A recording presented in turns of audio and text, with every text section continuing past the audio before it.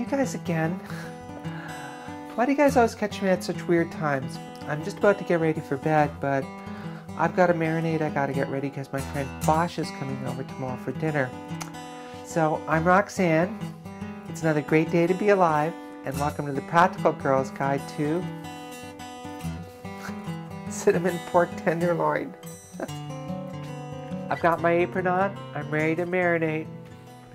The ingredients we're going to need for this are 1/2 cup of light soy, 1/2 cup of honey, about 2 or 3 cloves of garlic depending on their size, about 2 teaspoons of chopped ginger, and about a teaspoon of cinnamon. I've already put a 1/2 cup of soy in here because you guys were off camera and you're busy doing something else. I don't know.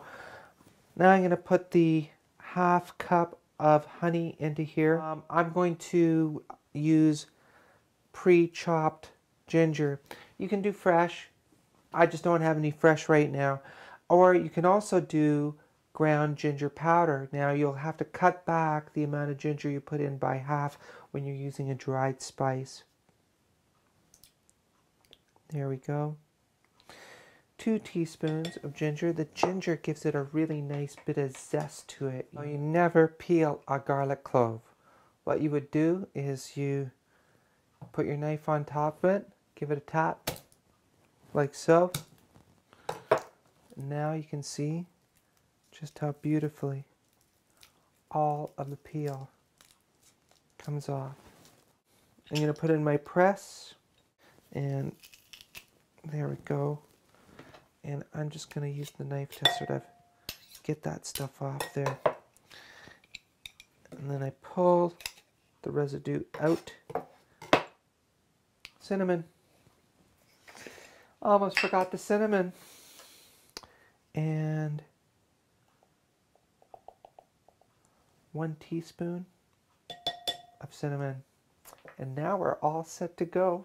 Now with the honey in there, this is really kind of gooey. It's hard to mix in the marinade. So I'm going to put it in. The plants are taking over here. I'm going to put it in the microwave for just 15-20 seconds. Now it's going to be a lot easier to mix this marinade. Now we put the pork in. Now the one thing that really gets me is why they often recommend a flat, shallow dish for marinating. A round dish makes a lot more sense because the meat comes in contact with a lot more of the marinade. I'm just going to put some plastic wrap over that and put it in the fridge. Hi. Pork's been marinating overnight.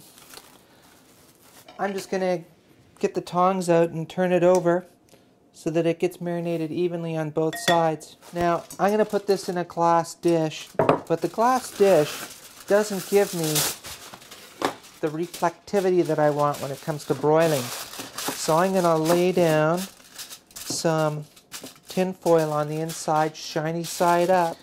I'm going to spray it a little bit. Here's our lovely pork tenderloin ready to go. I'm going to lay that out on here now. And save that marinade because we're going to be doing something special with that. But I'm going to take this little skinny stub here and I'm just going to fold it underneath so that that end doesn't get too overcooked. We're ready to go to the oven with that, but we're going to do something else while we're cooking it in the oven. Now here's the rule that you absolutely have to follow about marinades. You never reuse a marinade raw. The moment you do that, you have the chances of salmonella or E. coli or any of that stuff getting into your food. In this case, what we're going to do, I'm going to get my very nice saucepan out. It's a heavy cast iron one, that's why I like it. And we're going to bring that to a boil. And this is going to turn into a gorgeous sauce to put on top of that pork tenderloin. The oven's set to broil. I'm going to put it in. This is only going to take probably about 15 minutes tops. You do 3-4 minutes per side, so I'll rotate it.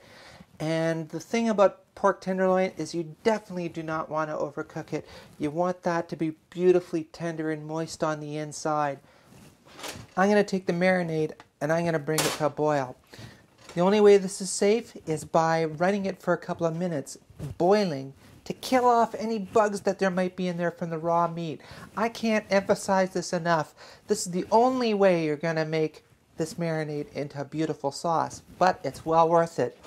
And trust me, I've never lost a body doing this. We want to make sure that we don't overly reduce it, because if it becomes gelatinous, it's just no good. It's not a good sauce. We want it to be nicely thickened, but still a little bit runny. So we'll keep an eye on that. And we'll keep an eye on the pork tenderloin as it's going in there. There it is, it's boiling. I'm just going to reduce that now to simmer.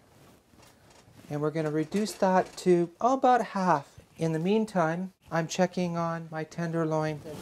The tongs that I used for turning over the tenderloin are different from the tongs that I'm using here.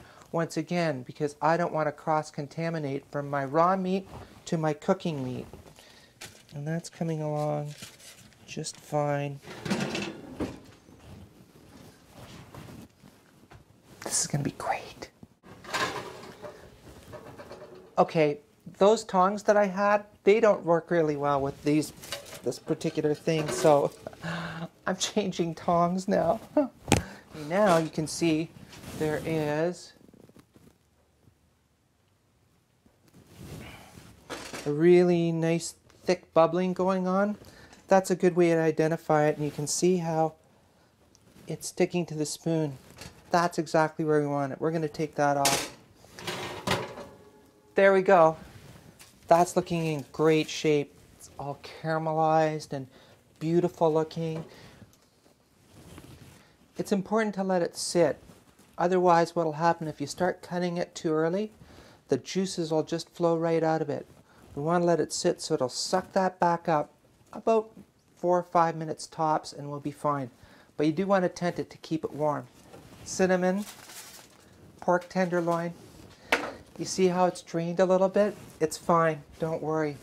I'm going to get my very sharp knife out to do the cut. And you can see this is just a little bit pink on the inside. And what we're going to do is we're going to cut this into little medallions. Now, this is the way I like to serve it. I'll just get my tongs around it like so. Pick up this batch. I normally don't do the cutting on the oven because that's not a good thing, especially got, hot burners, so don't be doing what I'm doing here. We just want to fan these out a little bit. I'm just going to take the sauce and gorge it. There we go. Along with the pork tenderloin, I made mustard, lemon, broccoli. That's in another show. You should check that out too. I'm sure you guys will like that. And I know my friend Bosch is going to like this too. Just a little bit of rice. And there it is. Cinnamon pork tenderloin, lemon mustard cauliflower, a little bit of rice. That's some good eating there. Thanks for joining me to the Practical Girl's Guide to Cinnamon pork tenderloin. Mustard, lemon, broccoli? No. Mustard, lemon, broccoli, and a bit of rice. This is, oh. Here we go. Cinnamon pork tenderloin, lemon, see?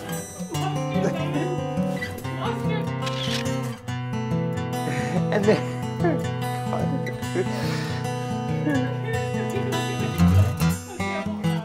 laughing. And there it is. Pork, you stop laughing.